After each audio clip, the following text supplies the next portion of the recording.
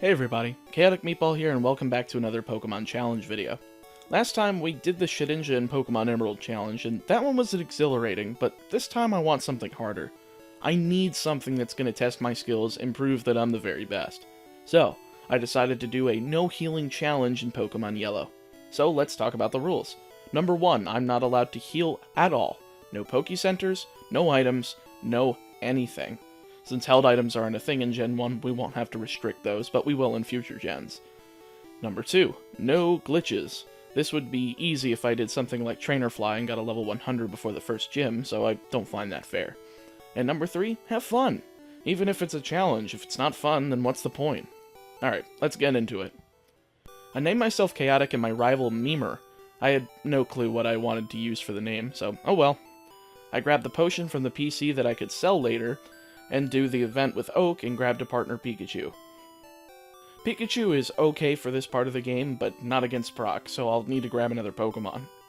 I lost to my rival, but it's one of those fights that I can lose, so I went ahead and rolled with it. After delivering the parcel to Professor Oak, I finally have access to Pokeballs. I bought some after selling off the 3 potions available so far in the game and made a mad dash to Route 22 so that I could capture a level 5 Mankey. This is going to be our savior for the first gym, seeing as it gets low kick at level 9. After using most of my Pikachu's power points to grind in Viridian's Forest, I made sure to grab myself a Pidgeotto and a Pidgey. Yes, there are level 9 Pidgeottos in the forest. Luckily, I got it on the first ball, so that'll be useful for after the gym. I used all of my power points on Scratch on Mankey for grinding, but it was enough to net me low kick. I'd planned on sacking off the Pidgey on the trainer in the gym, but I pulled it out and gained 2 levels. That'll be useful to get to Mount Moon. Brock is up next, and he was pitifully easy. 1 shot on Geodude, and 1 shot on Onix. I'm surprised that a level 9 was able to take them down this easily, even with a super effective staff move. The crazy amount of trainers on Route 3 was easy enough to deal with, just choosing the right moves to get me through the situations. I was running somewhat low on PP at that point though, so I decided, screw it, and I went into Mount Moon and went straight for the basement floor. I searched for a good 30 minutes and found 5 level 11 Clefairies. These are going to be our ticket to success in this challenge. You see, Clefairy and Clefable have the largest pool of learnable TMs in the game next to Mew, which of course we can't get without glitches. Switch training with my Pidgeotto was the best thing I can do for them for the time being, so I went through the trainers throughout Mount Moon that didn't have rock types, leaving those for Mankey, who still had a decent amount of HP to withstand switching out and taking a few pot shots for it. Mount Moon also has 2 Moonstones here, so I evolved 2 of my Clefairies into Clefables immediately for the upcoming battles. I fought the Super Nerd and picked the Helix fossil. As much of a meme as it is with Twitch Plays Pokemon, I actually enjoy the design of the fossils for this generation. In fact, let me know what your favorite fossil Pokemon is in the comments below and request a challenge you'd like me to do. I'll pick the one that has the best reasoning behind it and give that person a challenge request. The last battle in Mount Moon is against Jesse and James, and they are a joke. I used Pikachu to paralyze Ekans and Meowth, and took them out with Clefable and Mankey, leaving just a Coughing. He kept missing Smog, so I took him out with Clefable for an easy win. After a little bit of grinding, I decided to take out Misty's gym as well, seeing as the TM for Mega Punch is available on the route before Cerulean, making it a good offensive weapon against the trainers inside. I stopped right before Misty and grabbed the Bulbasaur after maxing out Pikachu's happiness with an antidote that repeatedly had no effect since it wasn't poisoned. Pikachu's use has basically been served, so I deposited it and went up to Nugget Bridge. I took out as many of Memer's Pokemon with my other Pokemon that had remaining power points so that I could conserve the power points for Mega Punch, seeing as I'll need to make it last along with Pound through to Celadon City, where I could buy multiple TMs for both that and Mega Kick. After running through Nugget Bridge, I grabbed the TM for Thunder Wave and taught it to 5 the Clefairy, and ran through the trainers on Route 25, netting me the TM for Seismic Toss. I taught that to 6 the Clefable and fought the last trainer before getting the SS ticket from Bill. I decided it was time to take out Misty before progressing through. Her Staryu wasn't a problem, and I finished it off with Bulbasaur, and Starmie went down to Bulbasaur as well after paralyzing it. So, yeah, pretty easy. From here, the trainers that I fought on the way to Vermilion were jokes, since everything was starting to get steamrolled, especially in the SSN. I managed to get a 3rd Moonstone while I was in there, though, so I just skipped the trainers that were in there and just went straight for Memer afterwards. Of course, I still have to think about PowerPoints so that I can continue steamrolling. So doing this is probably the best option for now, and if I need to, I can just grind later. Actually, screw it. I looked up the items aboard the SSN and decided what would be worth the PowerPoints so that I could sell the items for money that I'll need a lot for later to cycle the TMs later on. So this is actually probably the best decision I could have come to. After seeing this ship set sail, it was time for Diglett's Cave. I decided to use the rappel trick so that I could grab myself a level 29 Dugtrio. This will be perfect for Lieutenant Surge. I ran through Route 11's trainers since I had 3 Pokemon in the upper 20s, so it wasn't too difficult at all, especially since I taught one of my Clefables Bubble Beam, the TM that I got from Misty. I grabbed a second Dugtrio and saved him for Surge. I don't need to take him on now. I want those TMs, though. Route 9 and Rock Tunnel almost drained the rest of my power points, but I managed to make it out of there without fighting any more optional trainers, making it all the way over to Celadon City for the department store. There we go. TMs. The only things that are currently useful here are TM01 and TM05, those being Mega Punch and Mega Kick respectively. Though we can go to the roof and buy one of each of the drinks and give them to this girl who will give us TM13 Ice Beam, TM48 Rock Slide, and TM49 Tri Attack. That's a lot of good attacks, but we'll be saving those for now. Now that I have interchangeable TMs for both Mega Punch and Kick, it's time to run through literally every trainer in the region. This also includes the Team Rocket hideout in Celadon, and the fight with Giovanni. 3 Mega Kicks takes out Onyx while he wastes time with Bind and a guard spec. My Dugtrio is out of PP, so I sacked it off after some growls for my first death, switching it out for 6th the Clefable. Of course, I'm out of Bubble Beams, so it's time for some paralysis hacks via Body Slam, allowing me to finish it off with a critical. Not sure if I needed it, but whatever, on to Persian. He uses a guard spec again while I use Body Slam, allowing me to finish it off after he decides to use Growl. Boy, the AI in Gen 1 is really stupid. I get up to level 32 and win the fight. With that, I get the Sylph Scope and I can go ahead and take care of a ton of things now, as such as getting the Bicycle and grinding up 7, who I also evolved into a Clefable. I decided I wanted something near full health since my other 2 Clefables have about 30% of their health remaining, so this is a good idea, especially since I skipped a lot of optional trainers on my way up to this point. I also grabbed Fly, making it easier to go around the region with Pidgeotto. Erica's gym trainers also weren't that hard to take out, as well as Erica herself. Mega Punch lands on Tangela with a crit and she misses Bind, allowing me to hit a second Mega Punch for the KO. Weepinbell gets a critical Mega Punch one-shot, and Gloom went down to 2 Mega Punches after missing Sleep Powder. That was a good fight. I probably took a bit of a risk going in there without being too overleveled, but we're out relatively unscathed. I stocked up on TMs and made it a point to take out Surge's gym without much trouble. Since in Pokemon Yellow, Surge only has 1 Raichu, but he's stupid too, so he uses an X speed on his first turn, allowing me to take a massive chunk of health from him, and he goes for Mega Kick and misses, allowing me to Mega Punch for the win. That battle was literally the definition of how steroids don't help you in an MMA fight. I figured now was the time to go take care of the Pokemon Tower. My rival was a one-shot sweep, which was to be expected because of how he only has the first form for most of his Pokemon. I went through the required trainers and took out the area since I don't have too many moves that can hit ghost types, so I'd rather just sacrifice these trainers in order to live to fight another day. After getting the Pokefruit from Mr. Fuji, I ran through the trainers on routes 12 and 13, catching Snorlax while on the route just in case that it could be useful in the future. After landing in Fuchsia City, I decided to immediately go for Koga. This almost was a mistake, but I got decently lucky. After clearing out his trainers, I fought him, and nailed a crit on his first Venonat, 2 Mega Punches on his second one after he used an X attack for some reason. He did the same thing for the third Venonat, and I began to wonder what was making his AI be this stupid. However, his Venomoth was kind of scary. His first attempt at Toxic missed, which allowed me to nail a Mega Punch. Leech Life barely does anything as I land another Mega Punch. Another X attack being used allowed me to cheese the battle, and hit one more for the win. If I had gotten hit with Toxic, I would have been royally screwed. I get the TM for Toxic and move into the Safari Zone, grabbing the Golden Teeth, and I rewrote Thunderwave for Toxic because I need more PP. I also got the HM for Surf, along with a few other various TMs from walking around, such as Skull Bash and Double Team, which should be useful in the future. After running through the Cycling Roads trainers, I decided to go after Zapdos. This was a bit frustrating because of the fact that I didn't want to damage it, and I didn't want to take any damage from it. So I saved in front of it, and kept resetting if I didn't capture it on the first ball. After about 15 tries, I finally got a ball to land and captured it. I used the TMs for Thunder and Thunderbolt on it, so I've got a really nice moveset for it from now on. I'll be saving a lot of it for the Elite Four though. Saffron City's next, so I took on the Fighting Dojo, whittling down my Thundershock PP, seeing as I'd rather one-shot lower-level Pokemon with it and save Thunderbolt and Thunder for higher-level Pokemon. Leave a comment now guessing what Pokemon I'll pick here. Ready? I didn't pick shit. I moved on to the Sylph Company and literally wiped every Rocket Grunton trainer off the face of the planet in there. There's over 25 trainers in there, so it made a massive amount of EXP for me, and that's not including the 2 major battles against my rival in Giovanni.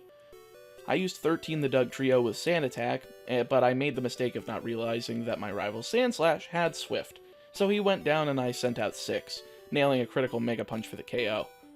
I built up 4 double teams on Magneton, and one-shotted it with a Mega Punch. Ninetales, Kadabra, and Vaporeon also all went down to a Tri-Attack each, netting me the win. Jesse and James aren't worth talking about due to everything being one-shot, and Giovanni wasn't too terrible either. Fife the Clefable nailed a Mega Punch on both Nidorino and Persian, and with him going into Rhyhorn next, I switched out to 6. A critical Mega Kick knocks him down to low health while he follows up with a Horn Attack. I nailed a Tri-Attack for the KO, and out comes Nidoqueen, going down to 1 well-placed Mega Kick. I wasn't too worried about this whole fight outside of his Nidoqueen, seeing as that thing can be quite the beast. I got the Master Ball, which will be pretty useful for my next party member. I took out the trainers south of Pallet Town and accessed Cinnabar Island so that I could fly there later. I returned to Saffron for the gym, which was also fairly easy, since I one-shot the entire team with Mega Kicks and Tri-Attack, seeing as Sabrina has the entire Aber line, all with pitiful defense. I returned to Cinnabar Island, took out the trainers in the Pokemon Mansion, and grabbed the secret key for Blaine's gym. I purposely get the questions wrong so that I could clear out his trainers, and here we go. Probably the most threatening gym leader so far. Blaine starts off with Ninetales and outspeeds with Tail Whip, but I nail a Mega Punch. Turns out it's a speed tie and I nail it with another Mega Punch for the KO. Rapidash comes out and I switch for Zapdos and take a pretty hefty amount of damage while finishing it off with Thundershock. Arcanine comes out and I nail it with a Thunder, and he sets up Reflect. He goes down to a Thunderbolt, winning me the fight. Thank God for bad AI. I flew to Viridian and gave 5 both Solar Beam and Takedown for Giovanni. I gave 6 the TM for Psywave, rewriting Growl, and Fire Blast, rewriting Tri-Attack. The trainers didn't put up much of a fight in here, so it's time for the final battle against Giovanni. He starts off with a Dugtrio, and yet again decides to use the guard specs that were the best thing to use against me last time, clearly, allowing me to nail a critical Mega Punch for the KO. Persian comes out, so I send in Zapdos, one-shotting him with Thunder. I stay in and 3-hit KO Nidoqueen with Drill Peck, since it decided that Tail Whip was the best possible solution to this scenario. I do the same with Nidoking, except with a crit to 2-shot it, leaving me with Rhydon. I switch to 6 and double-teamed, KOing Rhydon after a few shots and a critical Fire Blast, netting me the final gym badge. My next battle is against my rival again, and this time he leads with a Sandslash and I 2-shot him with Drill Peck. Next up is Execute, who receives a one-shot with Drill Peck. Magneton comes out and I send in 6, using 2 double teams to evade most of his attacks. I nail it with a Mega Punch and a Psywave, netting me the KO. Ninetales comes out and I connect with another Mega Punch, bringing it to the red. Psywave ends up finishing it off, and next up is Kadabra, and with pitiful defense it also goes down to a Mega Punch. Vaporeon is last out, so I used Zapdos to hit a Thunderbolt for massive damage. He follows up with Mist, allowing me to finish the fight with a Thundershock and the win. That wasn't too bad, though I won't be surprised if I have to grind a bit to get through the Elite Four without difficulty.